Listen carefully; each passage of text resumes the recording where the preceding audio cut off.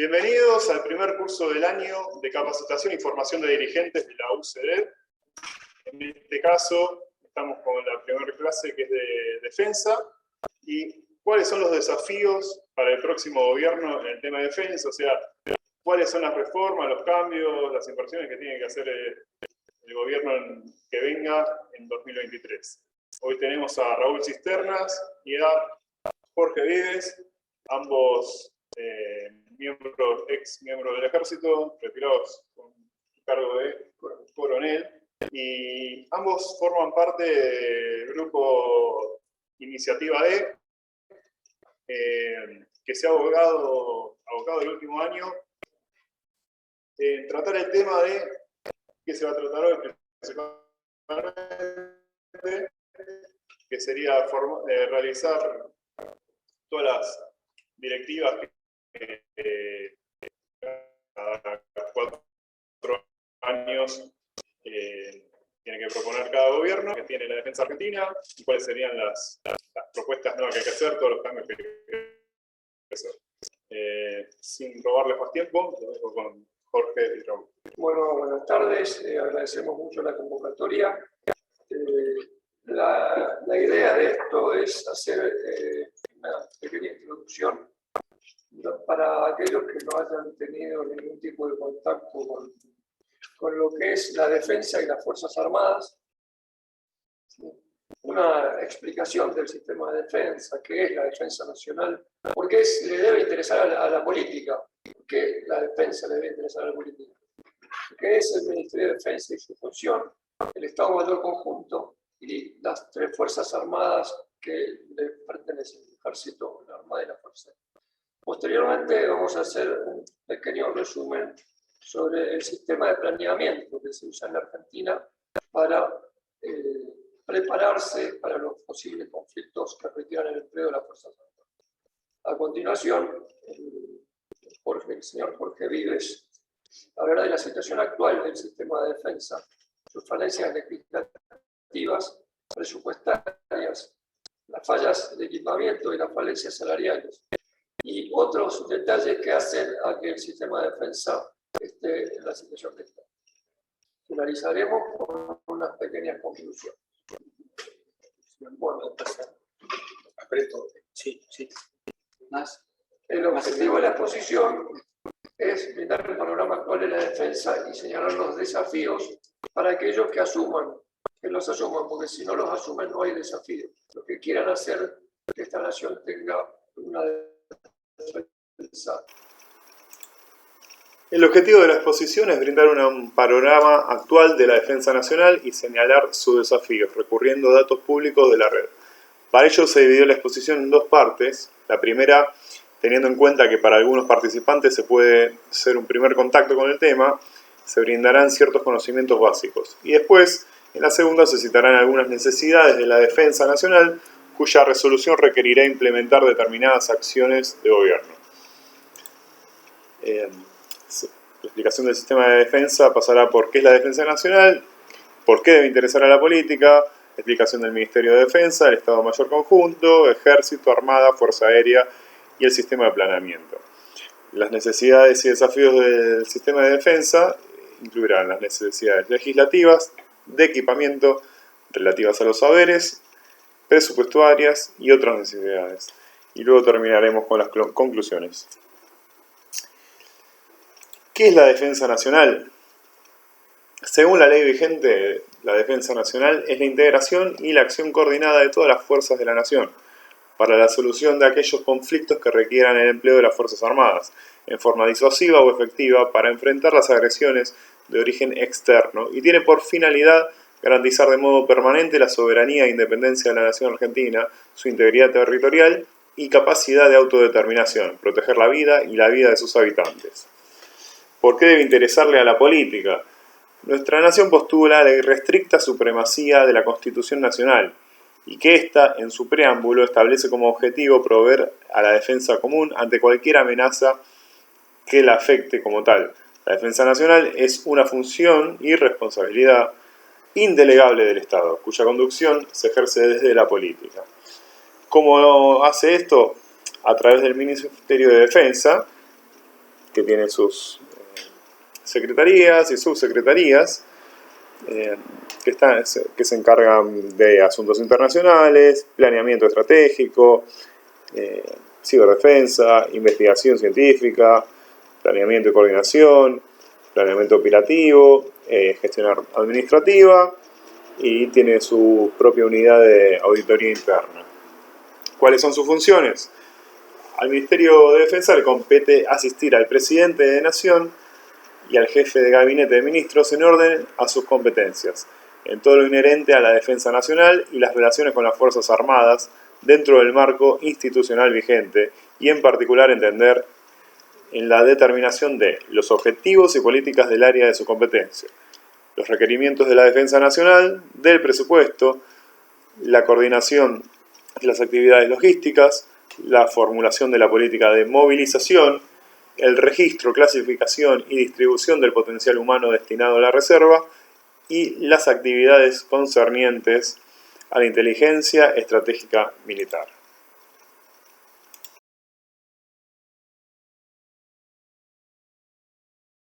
Ha logrado establecer algún tipo de coordinaciones, se ha puesto efectivamente a la cabeza de las Fuerzas Armadas y a través de un organismo que se creó en 2006, el Comando Operacional, el Comando Conjunto, ejecuta todo lo que es la campaña antártica, el apoyo a las emergencias, las acciones operacionales de las Fuerzas Armadas, bajo su control, el control de este como es Comando Operacional.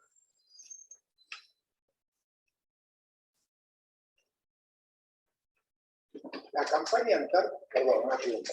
La campaña antártica no la controla la Marina, la controla este organismo. Hay un comando conjunto antártico. Las tres fuerzas participan en diferentes bases, o en bases conjuntas o en la actividad antártica permanentemente. Ahí siempre fue así eso. Cuando crearon el Comando Operacional. Bueno. Antes de pasar al ejército argentino, por la ley vigente, las estructuras generales de las tres Fuerzas Armadas son similares, con un jefe de Estado Mayor General, un subjefe con una serie de competencias y un comandante de adiestramiento y alistamiento. Básicamente, esta estructura lo que tiene es la responsabilidad del adiestramiento, el alistamiento de las fuerzas y el sostenimiento de las fuerzas en las tareas que se impongan para ser ejecutadas. Acá, este es el fuente Wikipedia. Esta Wikipedia, lo asombroso, no se ve bien, pero tiene ubicado la organización del ejército con la ciudad donde está ubicada cada elemento y está en inglés. Wikipedia puso esto en inglés. ¿Sí?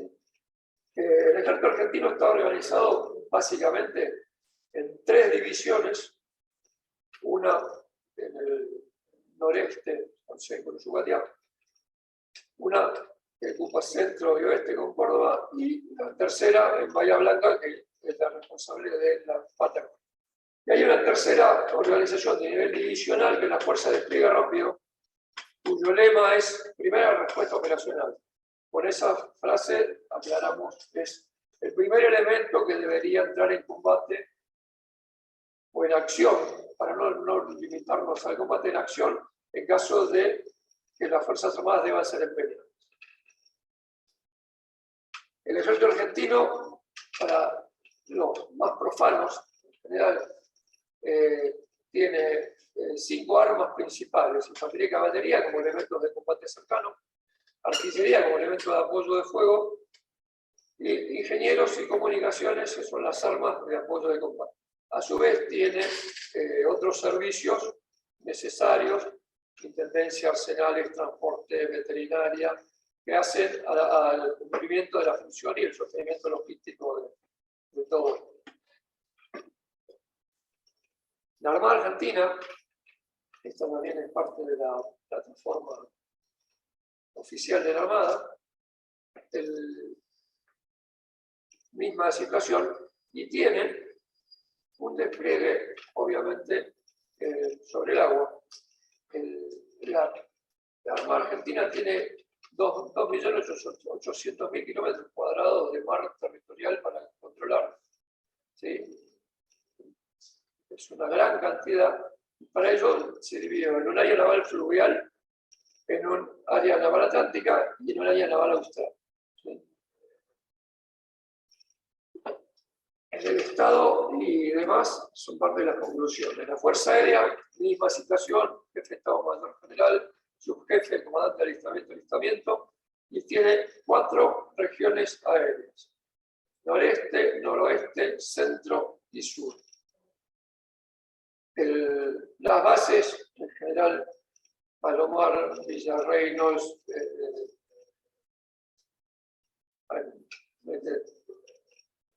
Mendoza, y tiene, perdón, me quedé con una en la Fuerza Aérea. La Fuerza Aérea, las áreas navales. La Marina tiene una fuerza de submarinos, la flota de mar, y tiene la aviación naval. Para ello tiene las bases correspondientes y tiene acostaderos donde desarrolla sus actividades. Obviamente, las 3 fuerzas tienen como misión formar parte del instrumento militar de la defensa, adiestrando, alistando y sosteniendo, para ejecutar operaciones militares que contribuyan a la soberanía, la independencia y la autodeterminación e integridad territorial de la República. La Fuerza Aérea es responsable del control del espacio aéreo de la República Argentina. Ahí, hasta donde se controla el espacio aéreo siempre depende de la capacidad que tenga esa Fuerza Aérea para cubrir las más altas distancias hacia arriba, o, como decían, la tribu de indios cubría lo que la flecha alcanzaba. ¿Sí? Bueno, voy muy rápido.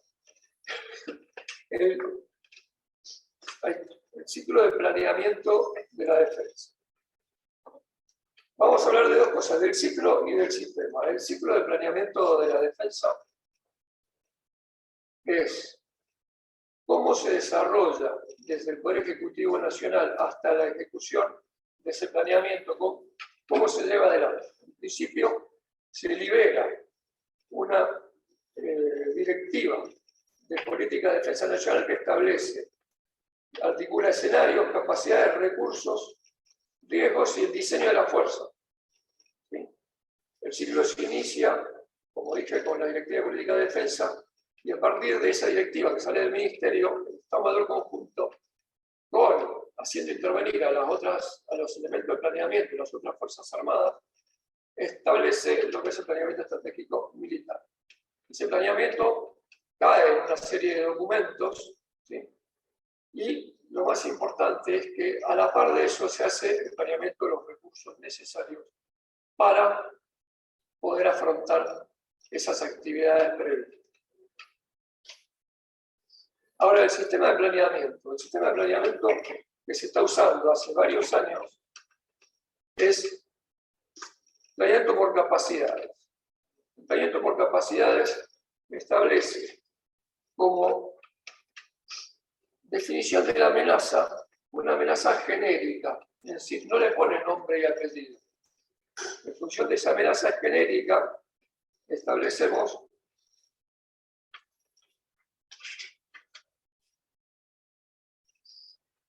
el ambiente. Como es una amenaza genérica, es un ambiente incierto, es decir, no podemos establecer a partir del planeamiento por capacidades en dónde se van a desarrollar las operaciones. Eso puede ser un problema por la cantidad de ambiente geográfico que tiene la República Argentina y impone una gran flexibilidad. El objetivo del planeamiento es desarrollar actitudes por parte de las fuerzas para afrontar a esa amenaza genérica, sin nombre y apellido. Por el otro lado, tenemos las hipótesis de conflicto, planeamiento por hipótesis de conflicto. ¿Qué pasa con la hipótesis de conflicto? En la hipótesis de conflicto tenemos una amenaza con nombre y apellido. Como tiene nombre y apellido, tiene un ambiente geográfico específico donde se desarrolla. Es decir, es más específica la preparación y es más específica la planificación de las operaciones con una hipótesis de conflicto. ¿Sí? Es decir, hace 50 años las hipótesis de conflicto eran los países limítrofes. Después tuvimos un conflicto con Gran Bretaña, que también en algún momento habrá sido hipótesis porque tenía ocupado una parte del territorio nacional. Y se estableció a partir del año 2000 en una adaptación de un sistema que se estableció en España, la de planeamiento por capacidades. Es decir, qué capacidades debo tener para poder ejecutar operaciones. Necesito capacidades de comando, control, capacidades de inteligencia, capacidades de movilidad estratégica, movilidad táctica, apoyo de fuego, y en función de eso se va desgranando cómo se quiere el diagrama de la fuerza. ¿Cuál es el problema de cada uno? El planeamiento por capacidades es muy genérico, debe estar preparado para cualquier tipo de ambiente, de inconveniente, de lugar de empleo y de fuerza empleada.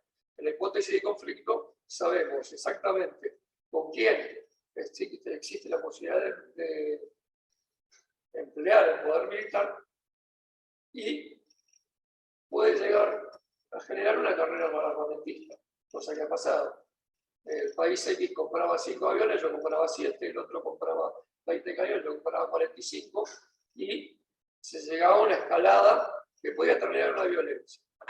En ese aspecto, los dos sistemas de planeamiento, el que se está ejecutando a partir del año 2000 es el de planeamiento por capacidad. Bueno, y un poco rápido. Buenas tardes. Voy a seguir con la exposición que inició mi camarada. Vamos a hablar ahora. Vamos a hablar ahora de las necesidades y desafíos del sistema de defensa. Es decir, lo que vimos primero fue cuáles son los conceptos básicos de cómo está formado el sistema de defensa de Argentina. Ahora lo que vamos a desarrollar es cuál es la situación actual y en base a esa situación actual, cuáles son las necesidades que se presentan. Que siguiendo un poco el lema que se había impuesto para la realización de esta charla, corresponde a los desafíos que debería enfrentar el próximo gobierno, sea cual sea. Por favor. Bueno, como ya había sido leído al principio, desde el punto 1 y el punto 2 ya lo vio con el retirado cisterna. Yo voy a hablar del punto 3, siguiendo el siguiente temario. Primero vamos a hablar de las necesidades legislativas, después las necesidades de equipamiento que tendría el sistema de defensa, luego las necesidades relativas a los saberes, vamos a ver a continuación las necesidades presupuestarias y por último algo que yo llamo otras necesidades, que en el momento vamos a ver que en realidad es una sola gran necesidad. Y terminaríamos esta charla con unas conclusiones. ¿Cuáles son las necesidades legislativas? La primera necesidad no es, como ya lo dije en una exposición anterior, no es respecto a la Ley de Defensa Nacional, a la Ley 23.554. La primera necesidad de la defensa es reglamentar el título sexto de la Ley 24.059, que como ustedes saben es la Ley de Seguridad Interior, que admite el empleo de las Fuerzas Armadas. Por eso es importante para el sistema de defensa nacional y para las Fuerzas Armadas, porque esta ley es la primera que habla del empleo de las Fuerzas Armadas en operaciones de seguridad interior. ¿Dónde lo habla? En el primer artículo que lo menciona es en el artículo 27, que habla del empleo de los servicios de apoyo al combate y los servicios de combate de las Fuerzas Armadas en operaciones de seguridad interior. Estoy refiriendo, por supuesto, a ingenieros, comunicaciones, transporte, veterinaria, sanidad, etc. Del artículo 28 al 30, esta ley ordena a las autoridades militares el empleo de las Fuerzas Armadas en el caso de un ataque al cuartel. Eso lo habla en estos tres artículos, 28, 29 y 30. Y en el artículo 31 y 32 habla del empleo de los elementos de combate, el empleo subsidiario, en realidad, de elementos de combate en las operaciones humanitarias. ¿Cuál es el problema que se presenta? Esta ley está reglamentada por el decreto reglamentario 1273 del año 92. Este decreto es muy clarito, reglamenta artículo por artículo, título por título, pero cuando llega al título 6 de la ley de seguridad interior, lo saltea y pasa al título 7, es decir, no reglamenta el artículo 6. Y precisamente el título 6 es el que tiene el artículo 31 y 32, que habla del empleo de las fuerzas, los elementos de combate de las fuerzas. Se puede igual cumplir una ley aunque no esté reglamentada. Es decir, este título igual se puede cumplimentar. Pero si se reglamentase el título, sería mucho más claro la forma en que los elementos de combate de las Fuerzas Armadas pueden ser empleados en las operaciones civiles. Lo que dice el título en sí es que habilita al Poder Ejecutivo, así se presentan las condiciones, a emplear los elementos de combate de las Fuerzas Armadas. Repito, no es que no se pueda emplear no estando reglamentado. Lo que pasa es que al no estar reglamentado no aclara bien cómo es ese empleo. De ese reglamentado sería mucho más fácil para el Poder Ejecutivo habilitarlo si es necesario al empleo de las Fuerzas Armadas y para las Fuerzas Armadas cumplimentar. Incluso hay otro punto dentro de este título que es muy interesante. Especifica estos dos artículos, 31 y 32, que los elementos de combate de las Fuerzas Armadas pueden ser empleados previa declaración de estado de sitio. ¿Qué es el estado de sitio? Es la situación extraordinaria que contempla la Constitución Nacional en el caso de una conmoción interior o un ataque del exterior. El problema es que tampoco la Constitución Nacional detalla mucho cómo se cumple el estado de sitio. Por eso, un eminente jurista, que fue diputado 4 veces de la Nación, ministro de Justicia, en el año 2004, en una oportunidad que fue diputado, presentó al Congreso un proyecto para reglamentar el estado de sitio. El estado de sitio no está reglamentado. ¿Por qué lo traigo a colación? Porque también la reglamentación del estado de sitio permitiría un mejor empleo de las Fuerzas Armadas en caso que el Poder Ejecutivo piensa que sea necesario. Espero dejar en claro por qué traigo a colación esto. Porque se ha hablado muchas veces últimamente del empleo de Fuerzas Armadas y está perfectamente determinado el empleo de Fuerzas Armadas en operaciones de seguridad. Sería conveniente, si a lo mejor, reglamentarlo para que ese empleo sea más preciso en el caso de las fuerzas. Por favor, Marcelo. La segunda ley, que es una deuda con la legislación relativa a defensa, es la eventual actualización de la Ley de Defensa Nacional, la 23.554 del año 88. ¿Por qué digo esto? Porque esta ley fue reglamentada por primera vez en el año 2006 con el decreto 727.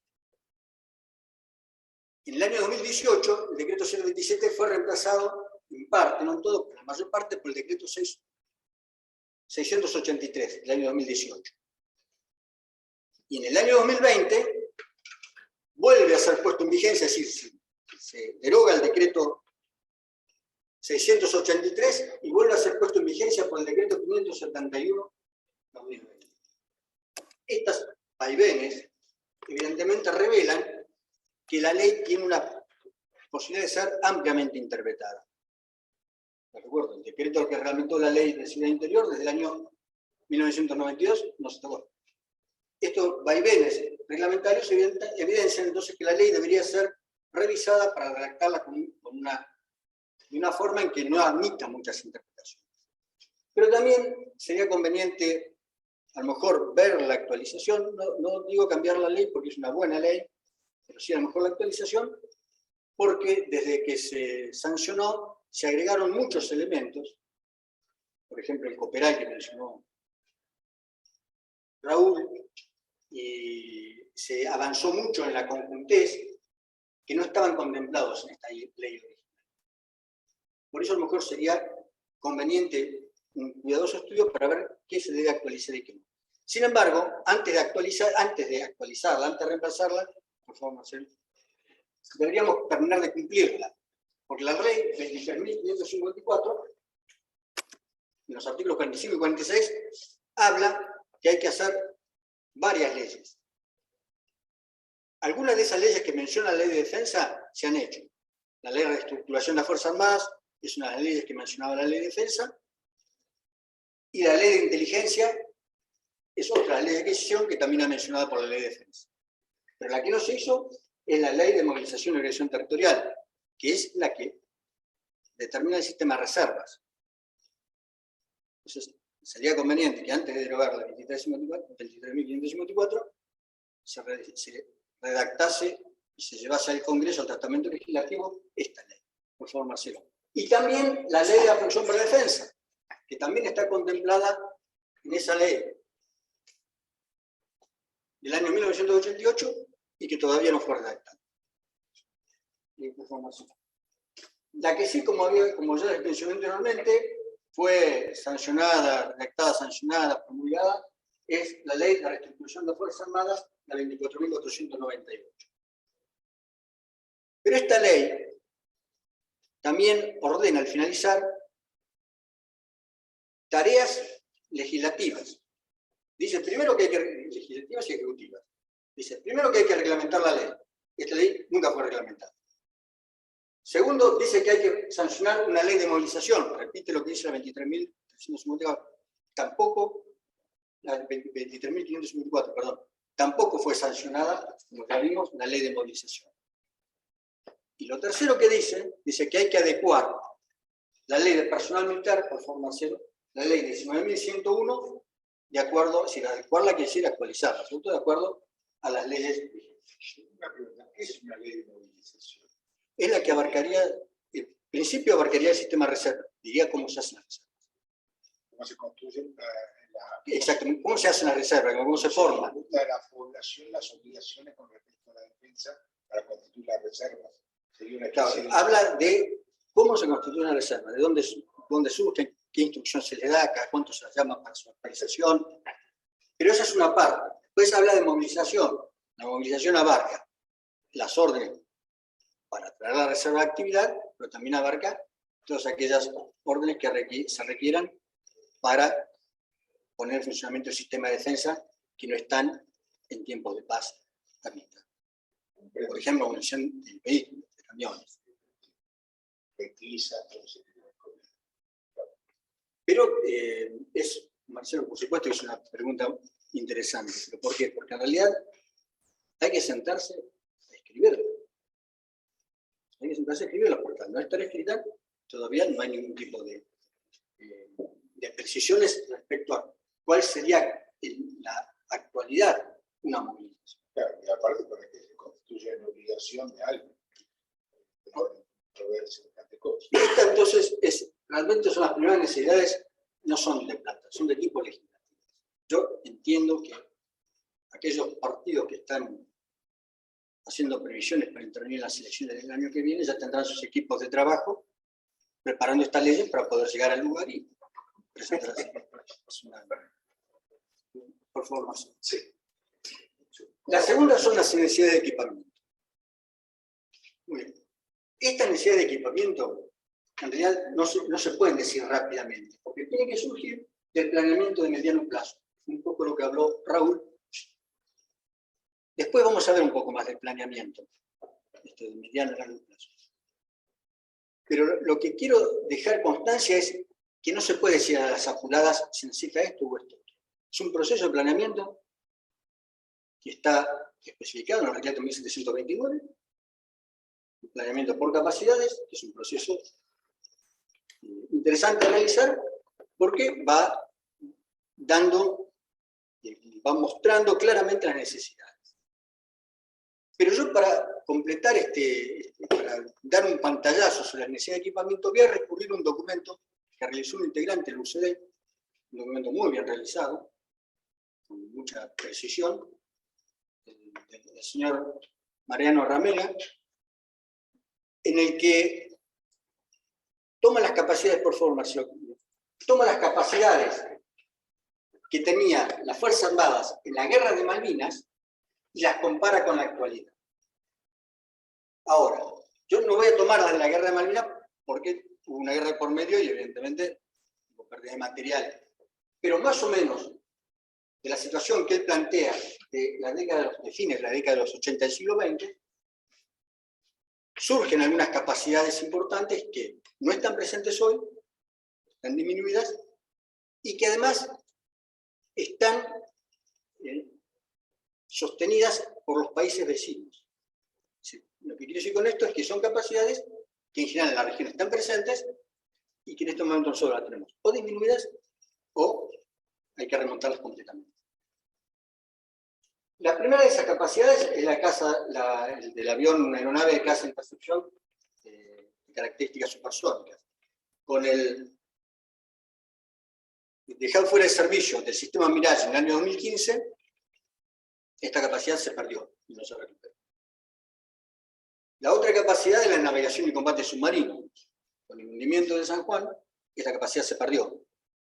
Actualmente, para mantener la instrucción de las tripulaciones, van contingentes a Perú y a Brasil, para instruirse en submarinos de esos países para poder mantener una capacidad de navegación y combate submarino. La otra capacidad que tenemos que ver es la de desembarco anfibio. Después que se radió el buque Cabo San Antonio, que fue el que participó en la Guerra de Malvinas, un buque construido en la Argentina, se radió de servicio, se armó, se remodeló el destructor Hércules. Se lo transformó en una especie de buque logístico polivalente con la capacidad para transportar una compañía de infantería de marina reforzada. Ese buque, la semana pasada, se anunció que iba a quedar fuera, que iba a ser radiado de servicio. Así con lo que se perdería esa capacidad de desembarco. Otra capacidad interesante de ver es la capacidad de explosión aérea, tanto marítima como antisubmarina. Estos son los famosos Orión P-38 y los Grumman Turbo Tracker. En un momento, hasta hace unos meses, no había ninguno de estos aviones en servicio, ahora hay Grumman Turbo Tracker. Pero evidentemente es una capacidad que hay que recuperar. Voy a aclarar que hay que recuperar si el planeamiento de las capacidades militares dice que hay que recuperarlo. Yo estoy planteando capacidades que son comunes en la zona, por eso probablemente surja en el planeamiento algo parecido. Hay otras capacidades que se perdieron. Por ejemplo, la de la aviación embarcada. Actualmente todos sabemos que hay 6 aviones Super Modernicé que están siendo revisados por los cartuchos eyectores para el accidente de eyectar. Pero aunque estuviesen en servicio, no hay portaaviones, así que despegarían de tierra. Porque el 25 de mayo fue radiado de servicio en la década del 90. Esta es una capacidad que no está presente en todo el subcontinente.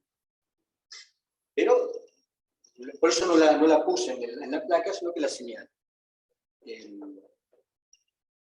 Porque hay otras capacidades que están disminuidas, como puede ser el transporte aéreo, pero las 4 importantes, porque parecería que en las subregiones están presentes, son las que mencioné.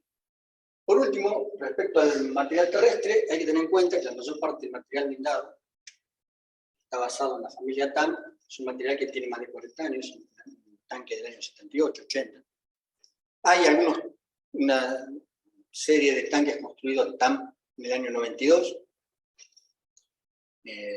pero la masa de los TAM, la masa de los SK-105, la masa de los Panhard son vehículos de la década del 80, 40 años.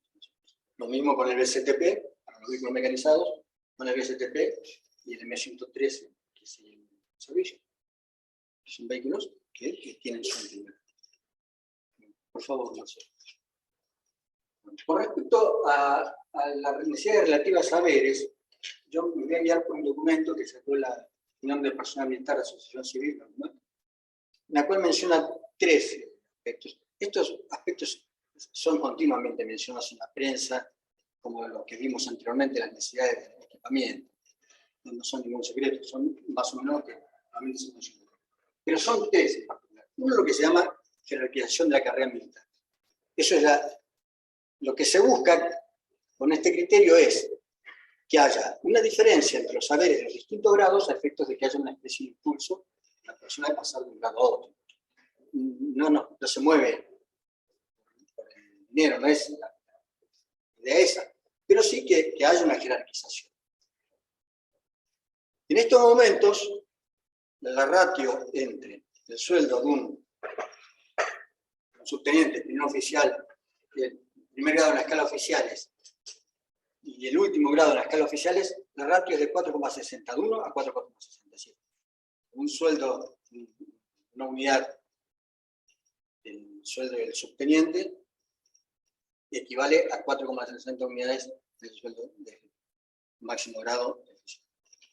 Y en el sueldo, en el haber del suboficial, que incluye los soldados voluntarios y el principio de la cadena, hay una relación de 1 a 2,28. Lo que se da como una cifra normalmente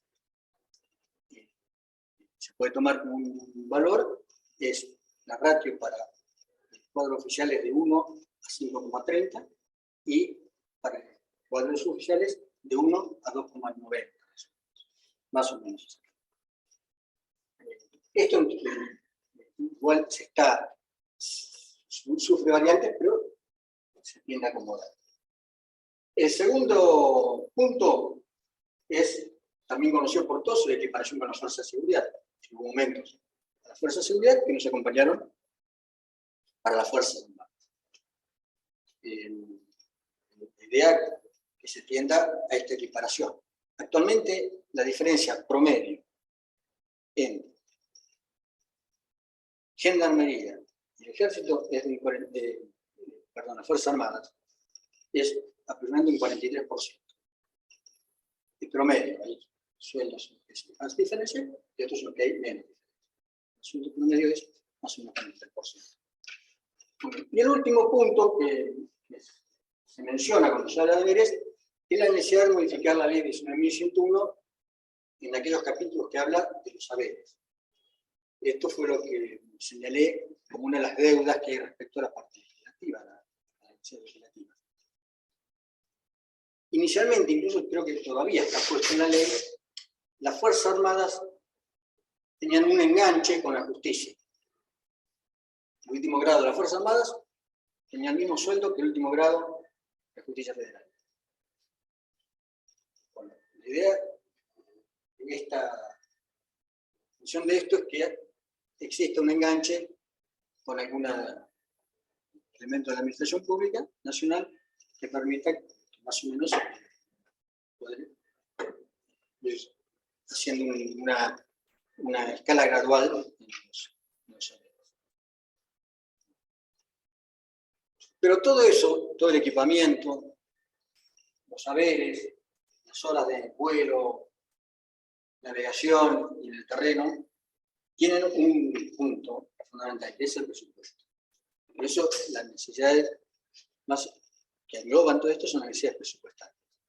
Yo ahora voy a repetir unas placas que he mostrado en algunas anteriores exposiciones, aquellos que las vieron, por favor, pero porque creo que son bastante claras para explicar lo que quiero sacar. Normalmente cuando se habla de presupuesto se recurren a los guarismos del Instituto Internacional de Estudios sobre la Paz de Estocolmo, el CIPRI. El CIPRI es un organismo que estudia varias cosas respecto a los conflictos bélicos, pero estudia los presupuestos de defensa nacionales comparándolo con dos parámetros. Con el PBI, es decir, lo que el país puede hacer, que hasta ahí llega, y con el presupuesto nacional, es decir, lo que el país quiere hacer. Cuando quiere destinar de su presupuesto a el sistema de defensa. Estos son los valores que da el CIPRI para los países que nos circundan.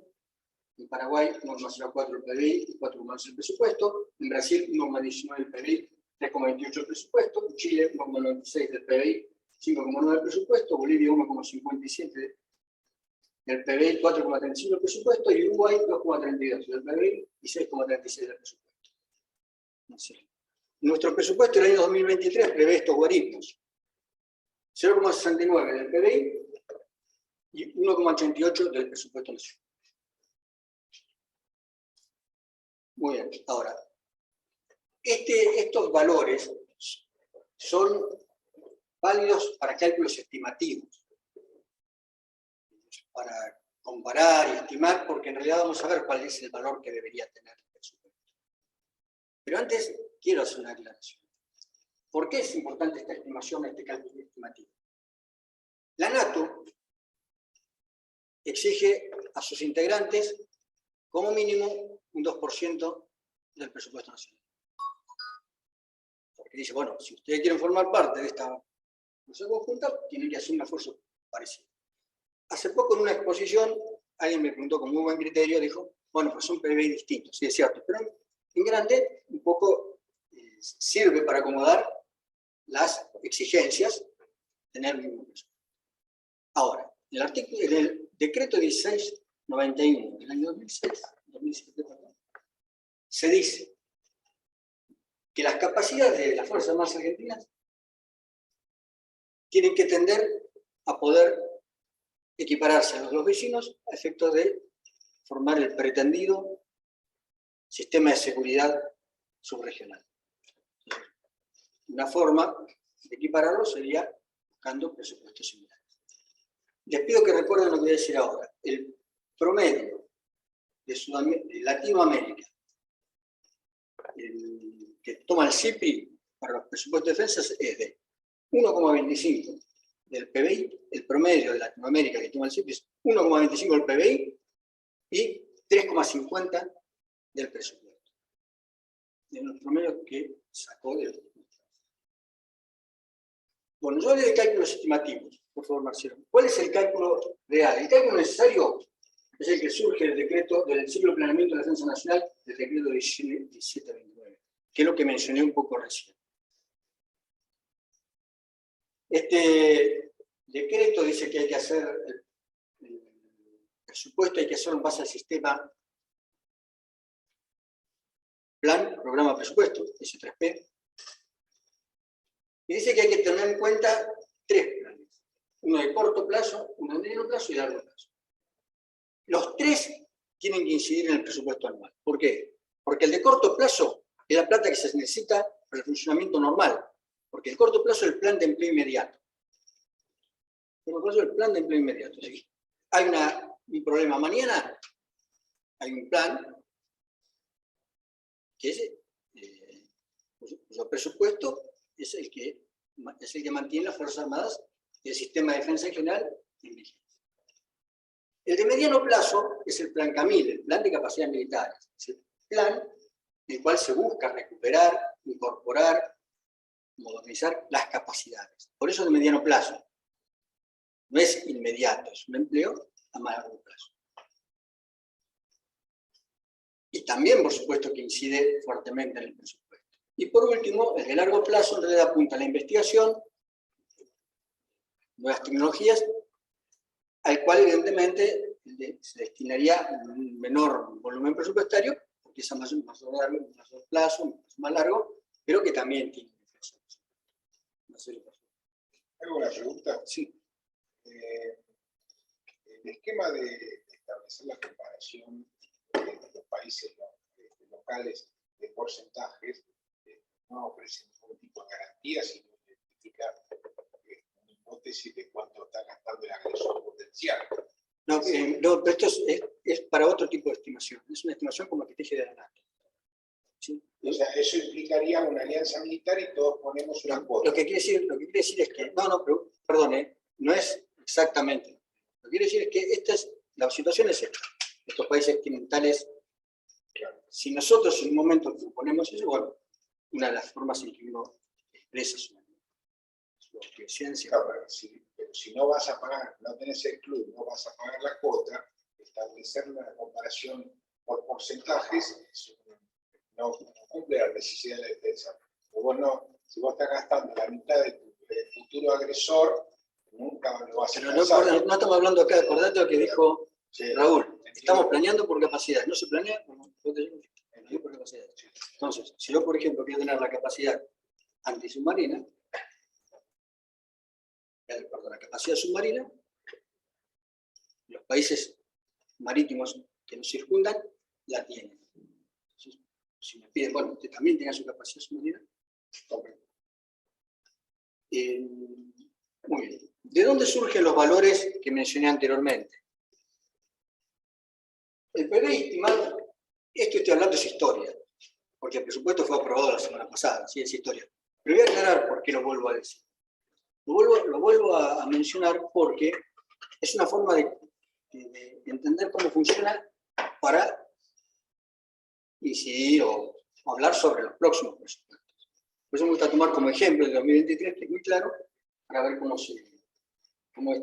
esto se aplica en futuras situaciones.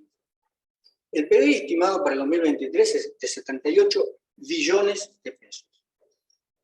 De esos 78 billones de pesos, el presupuesto nacional toma casi 30 billones de pesos. Y se destina a la defensa nacional 546.000, más o menos, millones de pesos, de forma así. De ahí surgen el 0,69 y 1,8. Ahora, de ese presupuesto de la defensa, un 83% aproximadamente está destinado a gasto de personal. Y un 6,40% a bienes de uso.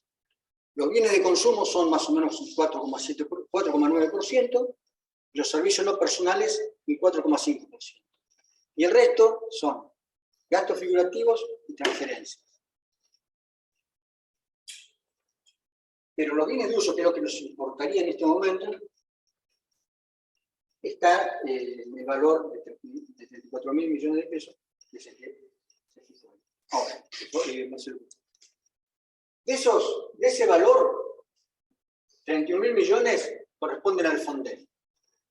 ¿Qué es el FONDEF? El FONDEF es un instrumento financiero, creado por la ley 27.565, que dice que se va a destinar todos los años una parte de los ingresos corrientes a un fondo que se va a dedicar exclusivamente para la compra de material para modernizar o adquirir nuevo material para las Fuerzas Armadas, con independencia del presupuesto de defensa. Por supuesto, en el momento que se presenta el presupuesto se suman porque no puede estar en un documento aparte, tiene que estar en el presupuesto nacional, pero con independencia de lo que haya asignado, que se le haya sido asignado al Ministerio de Defensa en el presupuesto. Ahora voy a aclararlo mejor. Ahora, para el año 2023, el FONDEF contemplaba el 0,8% de los ingresos corrientes, de los recursos, ingresos de recursos corrientes. Y también les pido que lo recuerden porque después lo vamos a volver a ver. Ahora, con lo del FONDEF es con lo que yo voy a salir al exterior a hacer mis compras, así que lo tengo que transformar en dólares. ¿Qué valor empleé para transformar en dólares? El tipo de cambio nominal a diciembre del 2022 que contempla el presupuesto nacional. Ese es el valor 1,166 pesos, 5 por. Eso es lo que contempla el presupuesto nacional. Transformado en dólares, tenemos entonces 186 millones de dólares. Bien, por favor. Muy bien. ¿Qué podemos comprar con esto? Ahí estamos en plena discusión respecto a qué avión se usa, pero no es la idea decir que hay que comprar este avión o este submarino. Lo que estoy marcando acá es con qué valores nos estamos manejando. Un F-16, el más barato, el más viejo, el barato, con menos prestaciones, se estima en 14 millones de dólares en los últimos intercambios. Como se ve, podríamos comprar 10, 12 aviones. Ahora, si queremos comprar un submarino, cuyo valor se estima en 700 millones de dólares, necesitaríamos varios fondos. Aclaro que hace poco leí otro artículo donde decía que el Scorpion salía entre 500 millones y 600 millones de dólares. Estaríamos más cerca. Pero necesitaríamos un par de 3 FONDEF. Ahora, ¿qué pasaría si nosotros pusiésemos el 0,8% de los recursos corrientes en el FONDEF? Sí. Este año los recursos corrientes están calculados para el 2023 en 22 billones de pesos. Si nosotros hacemos el 0,8% de eso, son 1.000 millones de dólares. 1.000 millones de dólares. Con eso compramos una carta. ¿Por qué digo esto? Porque la Argentina es un país poderoso. Es un país fuerte. Tenemos un presupuesto, un PBI fuerte. Importante. Nos permitiría, es el 0,8% de los ingresos corrientes. 0,8%. Estamos hablando de 3,5, 0,8. Bien. Por favor, Marcelo, ok. Bueno, y con eso, comparando nuevamente, tendríamos la diferencia. Ahora, voy a seguir haciendo estas comparaciones hipotéticas. El presupuesto de defensa, si lo transformamos al mismo tipo de cambio nominal en dólares, estaríamos hablando de 3.300 millones de dólares, que no es poca cosa. 3.300 millones de dólares. No es. Ahora, ¿qué pasaría si yo, como dice la ley 27.565, sumo al FONDEF el presupuesto de defensa? Sé que esto es medio tramposo, lo que estoy haciendo en el sentido de que tomé el presupuesto de defensa completo, pero más o menos es el presupuesto que permite el mantenimiento normal de las Fuerzas Armadas y compras, ciertas compras. Si yo sumo el FONDEF al presupuesto de defensa, por supuesto, como son 1.000 millones de dólares más, me da 4.300 millones de dólares. Es decir, 1.000 millones de dólares más que el presupuesto de defensa. Y eso es solamente el 0,92% en PBI. No estamos llegando ni al 1%. Por eso digo que hay que tener en cuenta que es un país que tiene el poder que puede manifestarse. Y no llegaría ni al 2,5% del presupuesto. Así que tampoco estamos hablando de una cifra exacta. ¿Qué pasa si nosotros tomásemos con nuestro PBI los valores que tiene promedio América Latina? Con respecto al PBI, se acuerdan que le había hecho 1,25%, estaríamos hablando de 5.000, casi 6.000 millones de dólares, el doble de lo actual. Con el 1,25% promedio de Latinoamérica. Si tomamos el promedio de Latinoamérica para el presupuesto, también tenemos alrededor de 6.000 millones de dólares. Con eso tenemos varios efectos. Por supuesto hay que descontar el funcionamiento normal, pero evidentemente hay un valor bastante importante. Y por último, ¿qué pasa si cumplimos con nuestras leyes y tomamos lo que dice la ley 24.498, el artículo 27? El artículo 27 de esa ley, que es la restricción de las Fuerzas Armadas, fue suspendido por el artículo 25 de la ley de presupuesto del año 2000. Pero fue suspendido. No fue derogado. En un momento uno podría decir, bueno, vamos a volver a poner. Si tomamos ese presupuesto, ese valor, que es del 3% del presupuesto nacional, andaríamos en 5.200 millones de dólares, también 2.000 millones de dólares por arriba.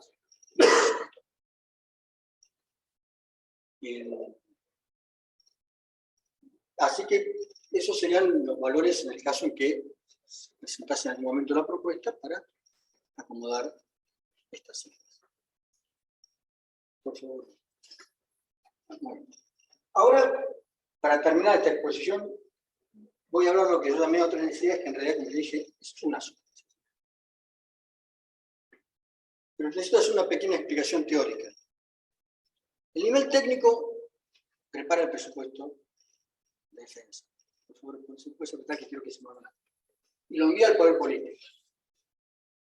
Y al poder político, totalmente en forma lógica, puede decir, bueno, no tengo toda esa plata, les voy a dar una parte. ¿No es lógico? Eso es lo que el decreto 1729 llama riesgo asumido. Está escrito, riesgo asumido. El poder político dice, bueno, podemos dar esta parte. Esto es riesgo asumido. Ahora, este riesgo asumido se fundamenta en se fundamenta en muchos factores, pero voy a mencionar dos de esos factores. Uno es el poder nacional, es decir, el poder político puede decir, bueno, no tengo tanta plata, el PBI nuestro está muy bajo, y entonces tengo que reducir el presupuesto de defensa. Asumo esta riesgo. Ahora, como vimos, nuestro potencial, nuestro poder económico, que se va a fungir en los poderes, no es poca cosa. Así que este condicionamiento no estaría tan importante, por favor, no sé. Pero sí tiene importancia el hecho de que se considera el presupuesto como un mensaje estratégico, especialmente el presupuesto de defensa. ¿Un mensaje estratégico para quién? Para el exterior y para la propia ciudadanía. Para el exterior va a dos lugares. Va a los países vecinos, eso que decíamos recién, Marcelo, decirle que estamos en la misma situación, tenemos los mismos condicionamientos, informar, tranquilizar, acomodarse al ambiente. Es un elemento disuasivo. Claro, por lo menos es que es OD, ¿sabes qué es OD? Confluencia. Es un elemento de confluencia, no es una hipótesis de conflicto, como decía. Es una hipótesis de confluencia. Ahora, también vale a otro lugar del exterior, que es la comunidad internacional. ¿Por qué? La comunidad internacional que gira alrededor de Naciones Unidas. ¿Por qué? Y acá me voy a apartar un poco la defensa. Porque si, por ejemplo, el país se compromete a seguir los 17 objetivos de la Agenda 2030, cosa que está enunciada en el mensaje que acompaña el presupuesto, del año 2023 en el Congreso, es lógico que se destine dinero a determinadas actividades que pueden o no condicionar el presupuesto de defensa o cualquier otro presupuesto. Ahora, la forma de decir que yo estoy haciendo eso es a través del presupuesto. Pero más importante que estas consideraciones hacia el exterior, en cierto sentido, es que hay un mensaje también para la ciudadanía. Si la ciudadanía entiende la importancia de la defensa, va a querer, porque la ciudadanía, ¿qué ve en el presupuesto? ¿Cómo se gasta la plata? Que la ciudadanía pone en sus impuestos. Si la ciudadanía sabe que entiende la importancia de la defensa, va a entender también que la defensa para poder funcionar necesita presupuesto. Entonces va a exigir, en cierta manera, que en ese presupuesto figure las cantidades adecuadas de fondos que requiere la defensa. Pero antes de pasar a la última placa, que es la conclusión de esto, quiero aclarar una cosa. Cuando nosotros hablamos del nivel técnico, sabemos de qué estamos hablando. Cuando hablamos del poder político, estamos hablando en realidad de tres niveles. Uno que se llamaría el estratégico sectorial, estratégico militar, abusando de comparar la política con la estrategia. El estratégico militar, otro que es el estratégico nacional, Poder Ejecutivo Nacional, pero el nivel técnico se lo pasa al primer nivel, del estratégico militar. El estratégico militar dice, bueno, mire, hay que checar eso, se lo pasa al Poder Nacional. Cuando el que lo recibe el Poder Ejecutivo Nacional, el que asume el riesgo, ya no es el sectorial, sino que es el nacional. ¿Cierto? Lo asume el riesgo, yo asumo el riesgo. Pero cuando el Poder Ejecutivo pasa el presupuesto al Congreso de la Nación, y el Congreso aprueba el presupuesto, el que asume el riesgo es el Congreso de la Nación. El Congreso de la Nación son representantes. Los otros representantes, el riesgo lo termina asumiendo el país. Por eso es importante la discusión del presupuesto. Por eso es importante la discusión del presupuesto. Ahora, si yo no explico a la ciudadanía, si algún partido político o alguna persona que quiera avanzar en la defensa nacional no le explica a la ciudadanía no va a ver con la necesidad que se destine determinada plata a la defensa. Por eso, yo creo que la principal necesidad del desafío es hacer conocer a la ciudadanía la importancia de la defensa nacional a la protección de los intereses del país, que son los propios intereses de cada uno, y por ende, la relevancia de asignarlo a una determinada persona. ¿Puedo pasar las otras placas ahora? Con esto terminamos la parte mía, solamente vamos a ver las conclusiones generales. La primera conclusión se relaciona un poco con lo que vimos recién. La conclusión la vio Raúl en profundidad. La defensa nacional comienza con la educación del ciudadano y no se circunscribe únicamente al ámbito de defensa. La segunda conclusión de esta charla es que los principales desafíos son dos: dotar del sistema de defensa un presupuesto que le permita cubrir todas las necesidades para cumplir con su misión y elaborar una legislación actualizada a fin de desarrollar un adecuado sistema de defensa. Muchas gracias.